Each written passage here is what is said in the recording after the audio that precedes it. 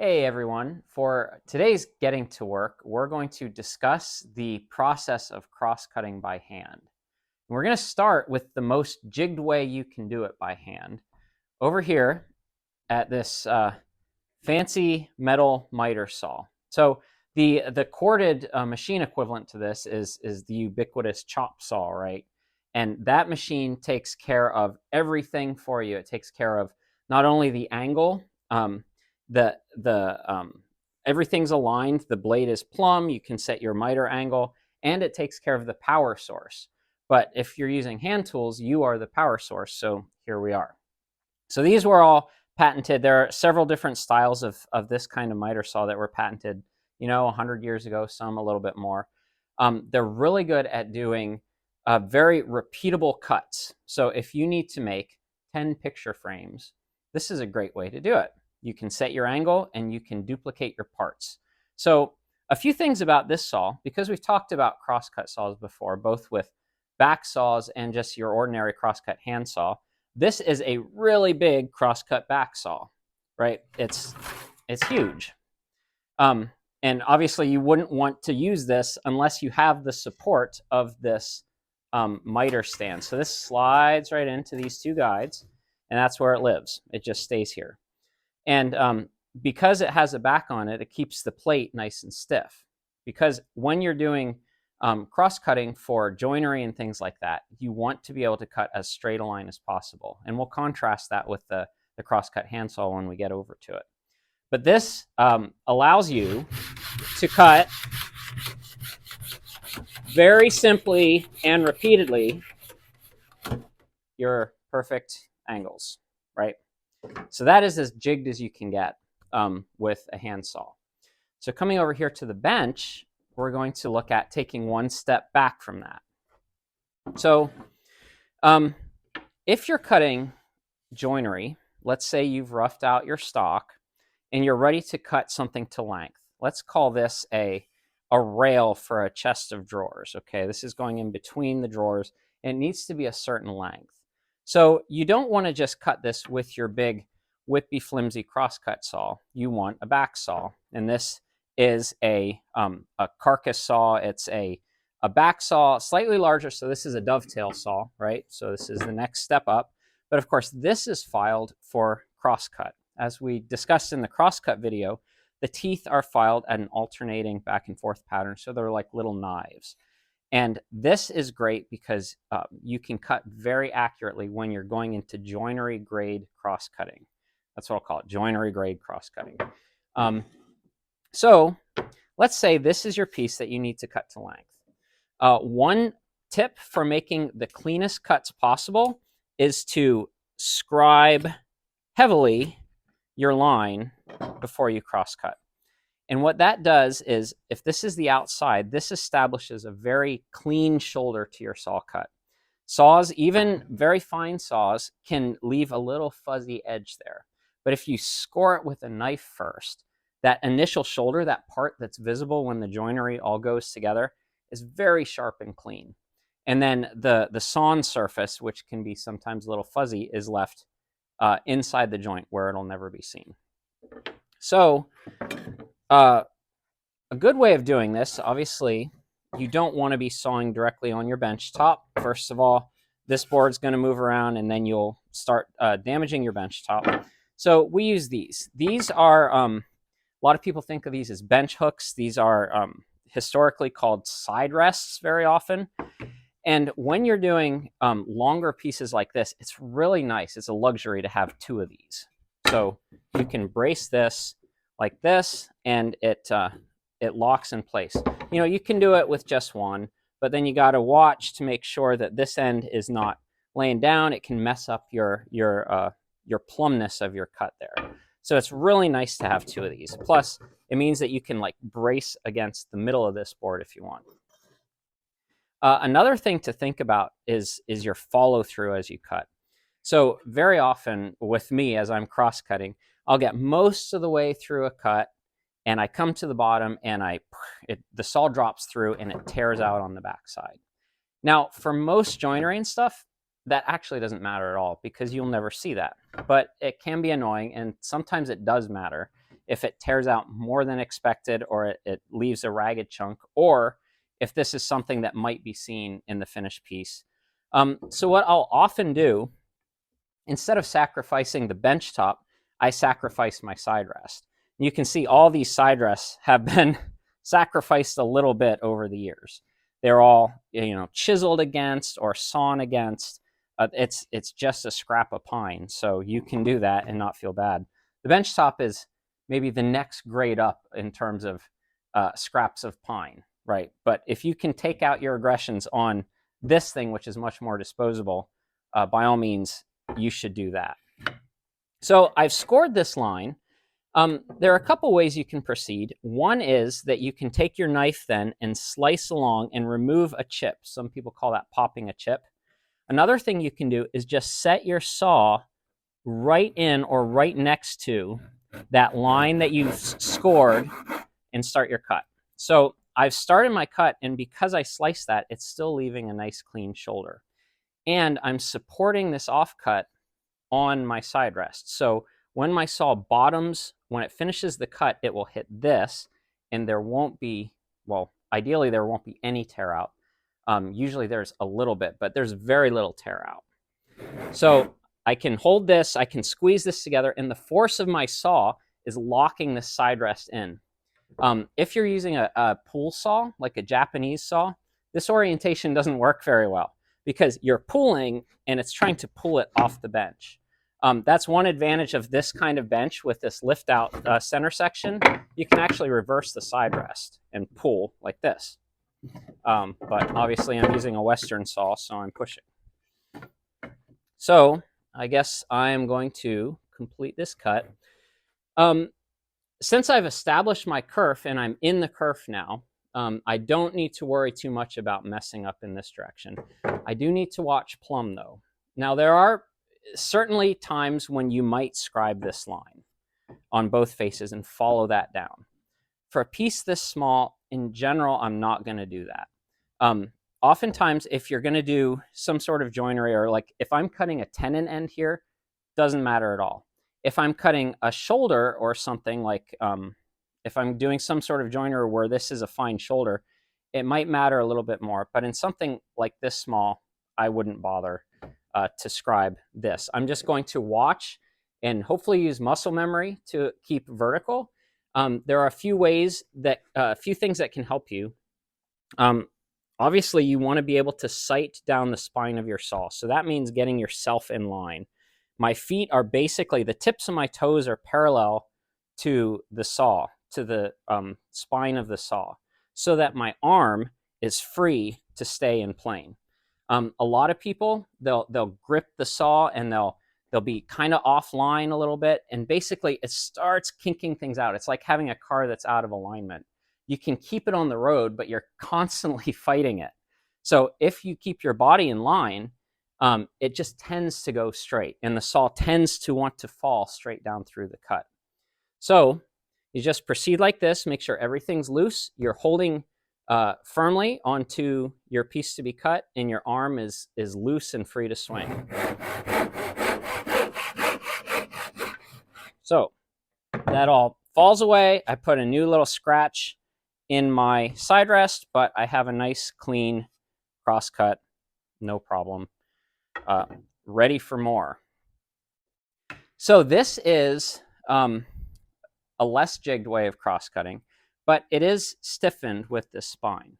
The next step back when you go from jigged and more delicate and precise cross cutting to this is using the crosscut handsaw. So this guy, unless you're doing timber frames or carpentry, you don't use this guy to do joinery work. You're using this to break down boards roughly. If you are starting with a project and you have a small pile of lumber, you're breaking down, like, say, drawer pieces, and you're cutting everything slightly over length. This is the saw to use. You don't do joinery grade type cuts with this. What that means is actually that it kind of frees you up when you're breaking up stock to not have to fuss over perfect squareness. So if I'm going over here to the saw bench And let's say I have my measurement and I want to, like this board here, this is an old board. It's got some nail holes. I want to eliminate those. So I will just scratch a line. And the thing is, that line is just sort of my theoretical visual guide. I don't need to stick with it because later on, I'm going to be fine tuning this for joinery or whatever. So I'm just coming in here, and even though it's not absolutely critical that I keep it plumb and keep it square, if my body's properly aligned, it will kind of naturally follow. That cut will stay pretty close to the line and quite plumb. If I'm keeping my arm in a position where my elbow is directly in the same plane as the line I've scribed. A lot of times, you'll see people who are just slightly out of alignment. They're a little off, their elbows out too far, and that will start to bend the saw. And when you bend the saw plate, you can cut for a while, but it'll eventually start to bind, or it will start to turn. And you'll start trying to correct back, and it'll bind more and more and more until you just give up and bring it over to your neighbor's chop saw. So we don't want to do that. We want to get this right the first time. So it's important to remember that you want to keep your arm swinging free directly in line with the line that you're cutting. And, you know, I'm holding this with my left knee. You could, I suppose, hold it with your right knee if you're doing this, as long as your arm is in line there. I like doing my left knee because it allows me to kind of turn my upper body and I can see both sides here.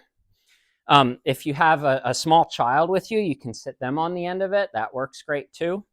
I can also put my left hand here, and you're constantly blowing on the line. Okay, that's what I find. With pull saws, with push saws, it doesn't matter. You're getting dust on it, and every few strokes, I give it a little puff just to clear it. So your face is down close enough that you can do that. You don't want to be up here trying to cut it, because blowing from here won't move anything. So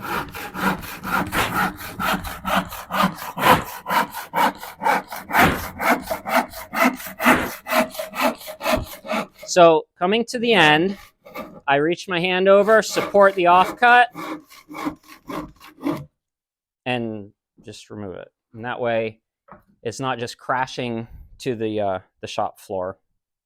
You can be nice and quiet about it.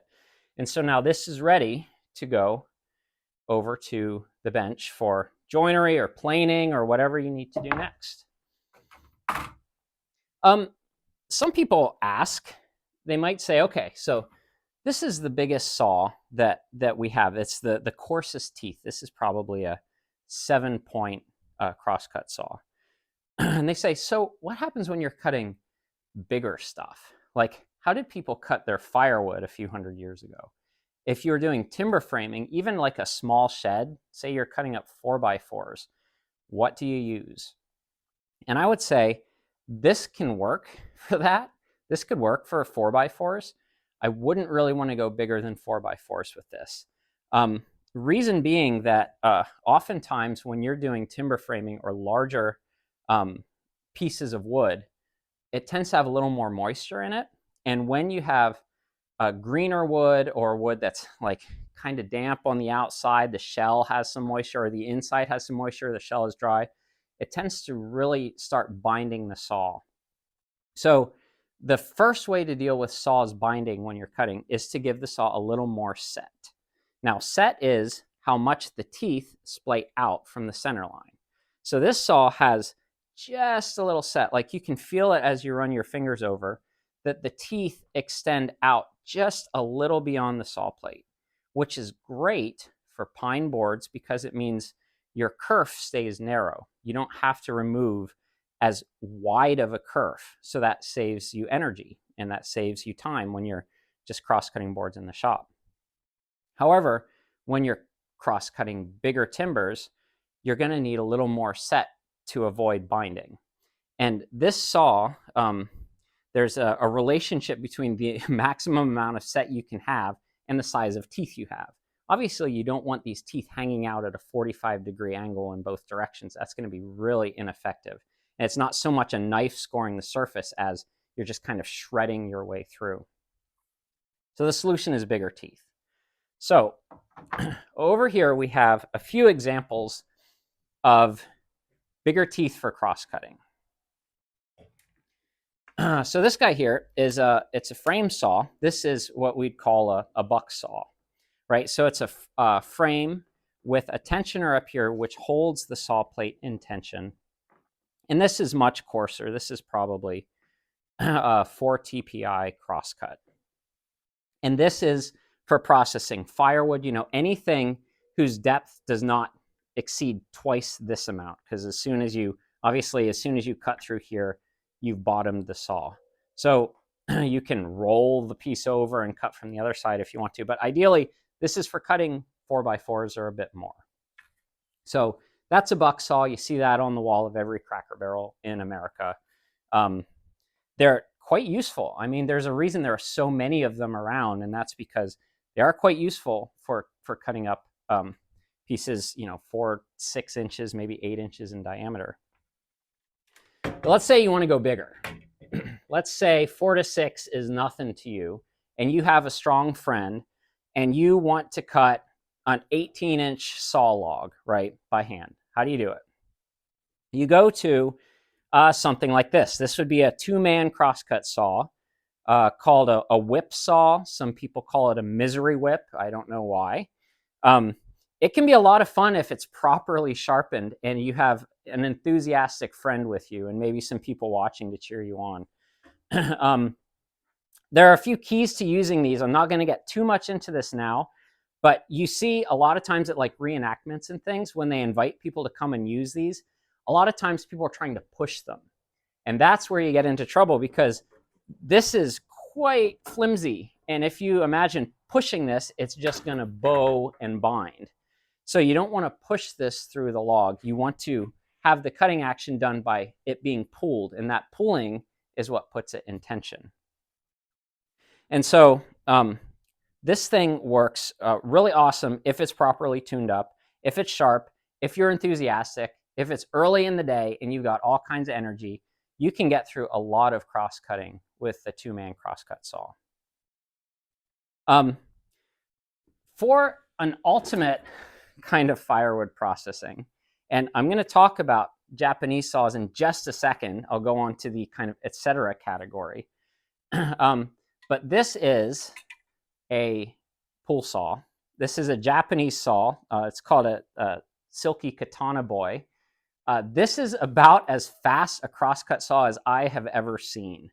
I would say in smaller diameter softwood, this rivals the speed of a chainsaw, especially if you have to get the chainsaw started first. You can just open this thing up and go, and it cuts extremely fast. It's a little sketchy to have around, actually, because those teeth, they're like tyrannosaur teeth, super sharp. But it's a very effective saw. And again, we're not married to only vintage tools. If there are modern tools around that do a great job, we're all over those. We love them. So this is a modern hand tool that is a take off of an old style, the old Japanese pull saw. And it does a great job with firewood. It does a great job with cutting big timbers. We've cut 8x8 house plates and sills with this, and it does a really phenomenal job. It's very fast. So before I go, a couple more things, options for cross-cutting that are often seen in workshops and on the homes of or on the shelves of big box stores. So we talked a little bit about Japanese saws, and this is kind of a mass market version of the Japanese Ryoba. So a Ryoba has both your crosscut and your rip teeth on one saw plate. And of course, as a Japanese saw, it's a pull saw. This is extremely thin saw plate. That's sort of something that sets Japanese saws apart from Western saws. The fact that it is cut on the pull stroke means that the plate is held in tension as you pull it through. So it doesn't need to be quite as thick, right? It can stay straight because of the tension as you pull it through the board. We have found However, using these for like rough construction type stuff, especially with people who are used to kind of mauling their way through, like I can be sometimes, if it binds, you're going to bend it. You're going to put a kink in it because the plate is thin. I've heard it described that you have to think of this as you're pulling a blade of grass. So what I talked about with alignment with those other saws is even more important when you talk about the Japanese saws. You want to keep your body aligned. You want to stay focused. You want to be smooth and light and easy, pulling a blade of grass through your kerf. But Japanese saws can be very useful. I find myself really enjoying using them. They cut very finely, very cleanly, and they are a joy to use. One last crosscut saw that I want to share, because I've only, besides the buck saw, I have not talked about crosscut frame saws. And that is a category unto itself. Even in European tradition, there are a lot of crosscut frame saws.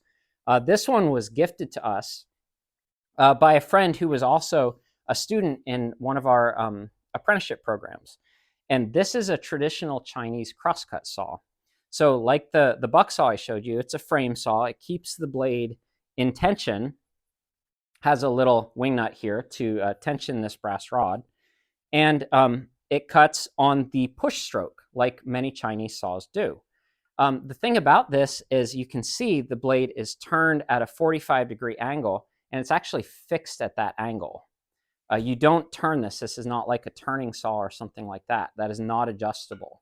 So every cut that you make, you're holding the saw over. And we were told by our friend who gave us this that these saws have had this style and this design for 1,000 years. That's how it's been. And I haven't gotten to use this saw very much. It cuts extremely fast. It's really slick to use, and I want to use it more. But I introduce it here just to show you yet another option in the many ways that you can crosscut with a handsaw. But in closing, I like to say the best saw is always the one that you have with you.